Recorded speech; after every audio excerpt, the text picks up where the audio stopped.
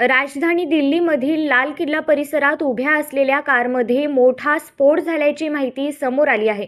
या कारमधील स्फोट एवढा मोठा होता की आजूबाजूच्या इमारतीच्या काचा फुटलेल्या आहेत. विशेष म्हणजे कारमध्ये स्फोट झाल्यानंतर बाजूला उभ्या असलेल्या 2 कारला आग लागलेली आहे.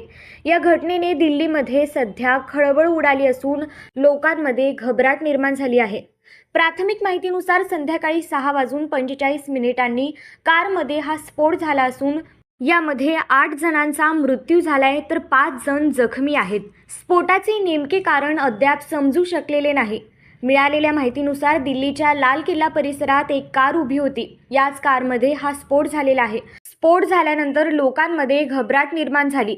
लोकांनी घटनास्थळी जात गर्दी केली. ही गाडी लाल किल्ला परिसरातील मेट्रोच्या गेट क्रमांक 1 वर उभी होती. स्फोट झाल्यानंतर काही काळासाठी येथे गोंधळाचे वातावरण निर्माण झाले. ही घटना समोर येताच पोलिसांनी घटनास्थळी धाव घेतली. दरम्यान ही घटना समोर आल्यानंतर लगेचच अग्निशामक दलाच्या गाड्या घटनास्थळी पोहोचल्या आहेत. कारमधील स्फोटानंतर आग लागली. हीच आग विझवण्याचा प्रयत्न अग्निशामक दलाकडून केला जात आहे.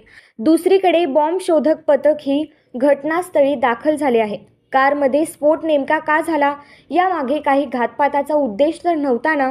या सर्व प्रश्नांची उत्तरं आता शोधली जाणार आहे.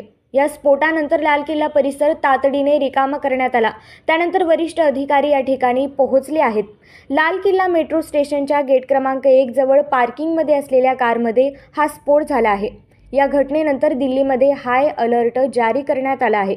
गेल्या 4 दिवसात 7 नोव्हेंबर ते 10 नोव्हेंबर या दरम्यान दिल्ली पोलिसांनी कारवाई करत काही संशयितांना पकडले आहे. त्यामध्ये आयसिसच्या 4 दहशतवाद्यांचा समावेश आहे. त्यांच्याकडून मोठ्या प्रमाणात स्फोटक ही जप्त करण्यात आला आहे.